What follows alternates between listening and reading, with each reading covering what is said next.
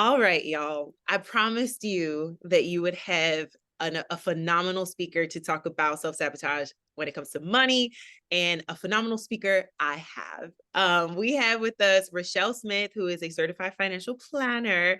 And she and I are really going to delve deep into this conversation of like what it is that we do with our money, and ways that you can start to like shift some of your self-sabotaging behaviors before 2024. Reshell, hi. Hey girl, hey.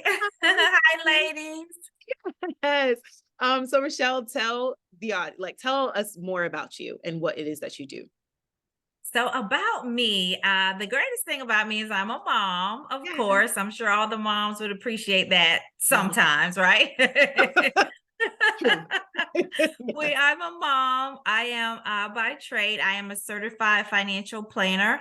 I work with divorcees, first generation wealth builders, and C-suite executives. And so I say there's obviously a wide range of women that I work with, and I certainly do work with smart men Mhm. because couples do come to me as well.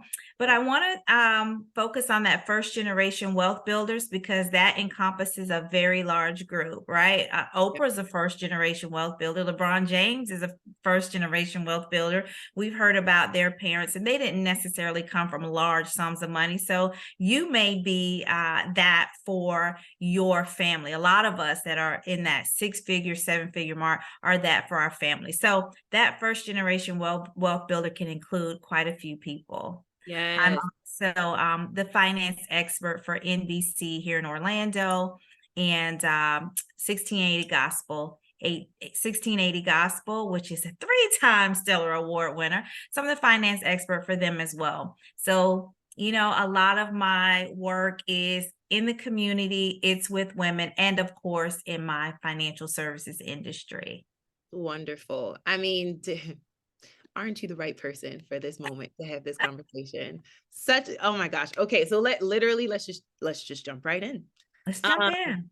from your experience, professionally speaking, then we'll get into the personal, but professionally speaking, what are you noticing are some of the like typical self-sabotaging behaviors that some of the women, specifically the women of color that you work with, are engaging in? Oh, that's a mouthful. That is a mouthful. So I've been in the industry for over 25 years. I'm probably at 27 now, about 27 years. And I've worked with all income levels. Doesn't matter what income level you're in. One of the self-sabotaging behaviors for all women is procrastination. Mm. Procrastination. And so when we're talking about money and you're procrastinating, that can affect a lot. So one, you may be paying your bills late for no reason at all. You're just paying your bills late, or Yep. you didn't get around to it on the 6th or the 7th, whatever today is, and then you get around to it on the 8th. And so you have a late fee, Hmm. right? Yep. Or procrastinating about saving for retirement. So maybe you were in your 20s and your 30s and you're like, I'm going to start, I'm going to start, I'm going to start. And then you're in 2023 and you were supposed to start in 2020. So now you're years behind Yeah. when you can be ahead when the stock market has moved on from 2020 COVID to where we are now. So procrastination can affect us in little ways as well as big ways when it comes to our money. So that's number one. Yeah. The second that many financial planners or financial experts will tell you is, and they'll use the term avoidance, right? So let's just avoid it altogether. I call it getting paralyzed in fear. So avoiding looking at your bank account, avoiding paying attention to what money comes in, what money goes out. I call it avoidance, but it's also just not paying attention, Mm. um, not being serious about what happens to your money, how your money, giving your money a home, a place to go. So avoidance can be very, very costly. Again, procrastination, avoidance. the one that we all suffer from, whether consciously or unconsciously, is paying too much attention to social media and influencers. Ah, That is self-sabotage. And yeah. like I said, it can be unconscious because we may not be going on Instagram to compare ourselves to someone, but you could be scrolling and you see this person who's 35 or 40 and it looks like she's got it going on, and it's like, why don't I have it going on like that? And so Yeah. you're comparing yourself to someone else, and then you make a move that may not be in your best interest, right? It may be to buy a bag or to buy a shoe or to start your company earlier than you should, or your business earlier than you should, because someone else just jumped out there, Yeah. right? So I'm not blaming social media for what's out there. I'm blaming us for paying and giving it attention, Yeah. and so that it changes our life. Yeah. And we all know social media is not real life. Not real It's life. not real life. It's It's not real literally a space life. for us It's to not real portray. life. We have a space now through social media to portray whatever we want people to believe. Now, it doesn't mean that Absolutely. there's no truth to some of it. I'm sure there's some truth to it, but like it is still a portrayal. So if Yeah. that portrayal of things is messing with your money, end now. End it. End it. End it. End it. And Okay. I would say, I know we're going to go on, but I would say the fourth thing, because it's very important, Mhm. is us telling ourselves, I deserve it, or YOLO. Now, I'm not saying you don't deserve things, and I'm not saying you know, there's no truth to you only live once. Yes. But that mentality has gotten us in a lot of trouble. And self-sabotaging our money means we're doing things that undermine our future goals. So if I always deserve a pair of red bottoms, or I only live once, and so I go ahead and take this trip that I wasn't going to take any trips in 2023, that could undermine a future goal that I may have. And so I'm not saying that you can't do those things, and there is, sometimes where you just have to get away. I'm saying you have to know what you're doing, and you can't say I deserve it every single day, every single time. It doesn't have to be a big ticket item. It could be I deserve a pedicure or manicure to get my nails done. Cool. You don't always deserve a trip to Turks and Caicos on a Right. on a whim. Exactly. Maybe Exactly. you deserve it, but this isn't the time. Yes, yes, because it's not it being a lack of deserving it. It's more of a what you're giving yourself is actually undermining what you want on the long term, right? Absolutely. So I Absolutely. hear that. I heard it. You ain't gotta yell at me. I heard. I No, know. sometimes I'm talking to myself as well. Okay, so then speak to that. Tell me about like, because let's be real, like you are very well learned when it comes to financial planning, right? And with that being said, like you are still human too. So like tell us maybe a little story about like ways that you might have self-sabotaged in the past around money and what you've learned from it. Oh gosh. So being in financial services, let me just tell you, when they talk about bonuses and things like that in the financial services industry, it's real. Right, Mm, it's real. So I worked for a Fortune 500 company, and every quarter we would get a bonus. And so a really good friend and we always planned something around our bonus. So at the end of the quarter, you get your numbers, find out where you are. This is how much you have.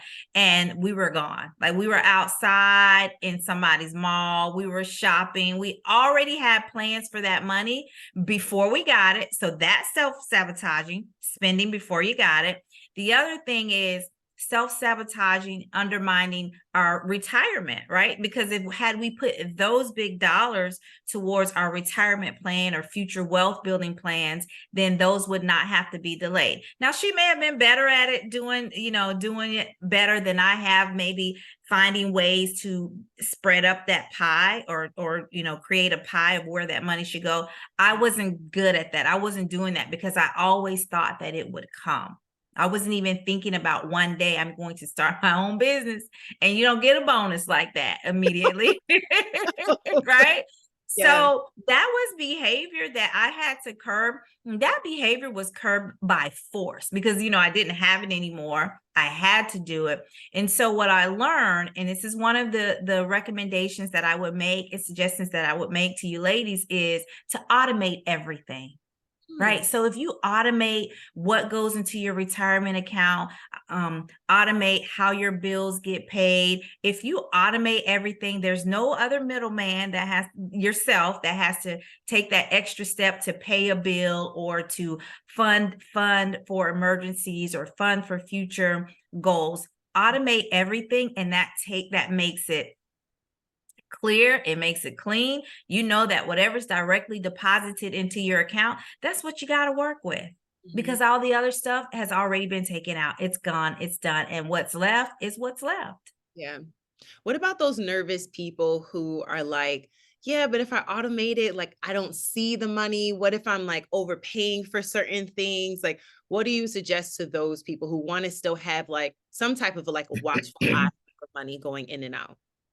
Yeah. So when I say automate everything, a lot of the things that I'm referring to are things that are kind of like non-negotiable for you, right? So saving for retirement, especially when your company has a match, to me, that's almost non-negotiable, right? So if you say I want 5% or 10% taken out of my check every single pay period, if there's 26 pay period, I want it taken out.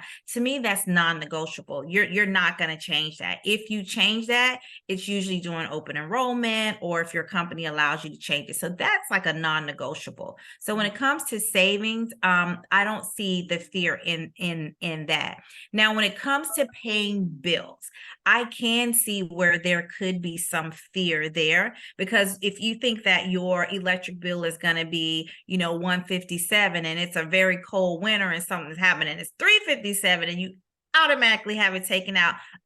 Yeah, absolutely. That could be a surprise, Yep. right? Yep. So you have to be what we talked about before, paying attention to how your money is spent. Like, that in January and February, the bills are going to be higher when it's colder, right? If you're in Florida, that June, July, August, your AC is never going to go off. It's like it always stays on. So it's going to be higher then. Those are Yep. the times where you want to be paying very close attention to those automations, right? So you have to prepare for those. Instead of fearing them, just find ways to prepare for things like that. Yeah. What do you think is behind the fear around money? Right? Like what have you even noticed with like within your clients? A lot of it is attitude. I talk about in my book money attitude. So it could be how you grew up, right? So a lot of us who grew up, let's just say we had money, there was no um time where you felt like you couldn't get your parents didn't get what they needed. You always had food and shelter and so forth. Some Yep. of us lived that same way, and we may not have our parents' income. Some of us who were in poverty, I've seen where that can go both ways. If you were in poverty, but now you have a 6, 7 figure job, you're like, I can get it, I can afford it, I want it, I can get it. And so I'm getting it. Right. The other attitude is I hoard money Yep. because I fear going back to, a place where I didn't want to live, or where we didn't have food, or where the lights were turned off. I'm fearful of that. So I hoard money. Yep.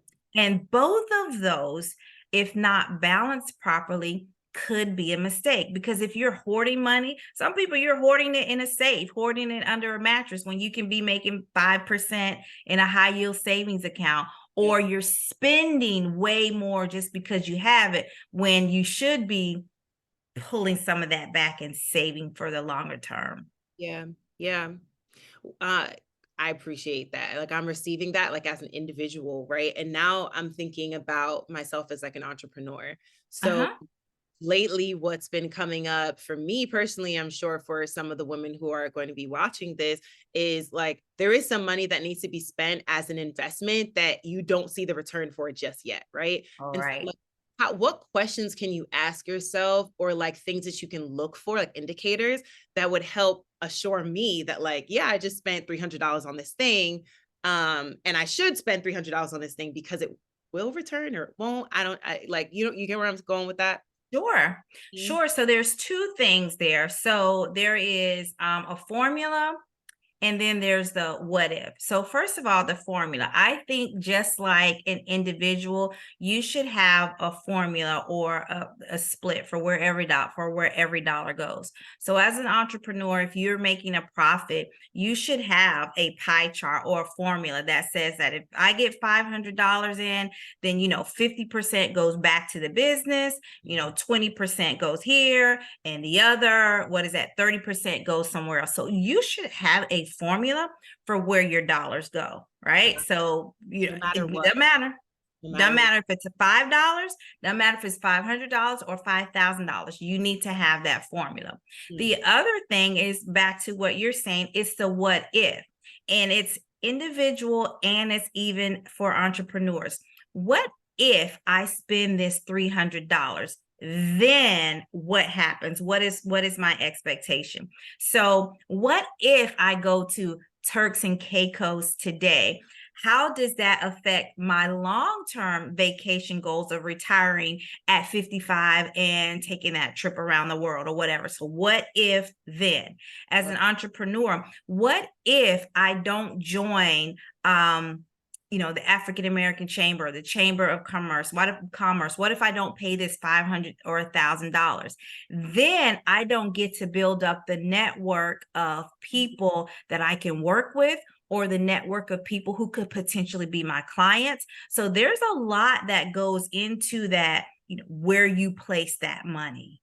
Yeah, that makes a lot of sense. I love both frames of just like already having a prescriptive way that like basically break up the money regardless of how Sure. much money is coming in, but even just like building up that skill of like reflection and decision making around like the what if frame. I love that.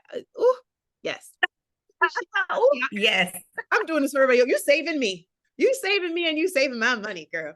Oh, Good, good. yes. Okay, so um what like big ultra nugget could you leave us with? Like if there's one thing that we heard you say and we heard you say it correctly, what would that thing be? So I haven't said it yet, but if you follow me, which I hope many of you will start to, one of the things that I talk about is 80%. 80% of women die single. So if you don't hear anything else, please hear that.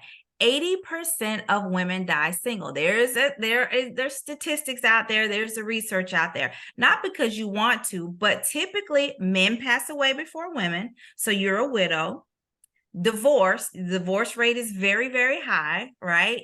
Some women simply don't want to get married. They don't want to have some sort of tie like a marriage. And the other is some of us just go away because we never found the one, right? That one that meets our description. So 80% of women die single for one of those reasons. And there may be more, but those are the main ones. And so since we know that statistics, since we know that 80% of women die single, I want you to do something with that data. I want you to do something with that research because we know that. What can I do today so that I am prepared if I am part of that 80%? Yeah. Right. So I want to have a seat at the table to make sure I'm managing the cash flow in my household along with my partner. I Mhm. want to make sure that I'm effectively having conversations around estate planning. How do our assets get distributed? Who gets what? Do we have life insurance? All those things. I also know that of that 80%, they even talk about those who are 65 and over. There's a high percent that are in poverty. So not only am I going to be single or alone, but I'm also going to be in poverty. We can't have that. We can't have Can't have that. So I want to make sure that I am looking while I'm younger at ways to increase my different streams of income. So there's a lot to unpack in that 80%, but I just want you ladies to walk away knowing that 80% of women die single and that you should be preparing for that today because if you are part of that statistic, you want to make sure that you are prepared Yeah. to live long and well. Yeah. Yeah. Financially. Ooh. Reshell Smith, I'm so grateful for you. Please go ahead and plug your business and your social accounts. I will have it all available for people, but let them hear it directly from your mouth. Absolutely. So the name of my company is Ames Financial Solutions. That's AMES Financial Solutions. If you go to amesfinancialsolutions.com, you can join my email list. And I'm not a spammer, so you only get information once in a while, and it's usually very, very useful and valuable information. You can also follow me on Instagram and importantly, LinkedIn at Reshell Smith, even on Facebook at Reshell Smith. And I give out some great nuggets. If you don't want to do any of that, then just Google Reshell Smith and a whole bunch of videos will pop up. Like I said, I am the finance expert for NBC here in Orlando. And so all of their videos typically stay on Google. So you can find some valuable information there as well. I know that we're going to be sharing a couple of my QR codes. I certainly want you all to, if you feel that you want further help and you want to know if I have a service for you, scan the QR code to schedule a complimentary consultation. And let's see if we vibe, if we can work together. Yes. Reshell, thank you so much for showing up for the ladies here. And y'all, you heard it from her. Why y'all waiting? Go ahead. Connect with Reshell. Don't wait. Don't wait. You said it. You be procrastinating, right? That's right. We just talked about that. Do not procrastinate when it comes to working with Reshell on your money. That's right. Thank you, Thank you Reshell. for having me. Of course.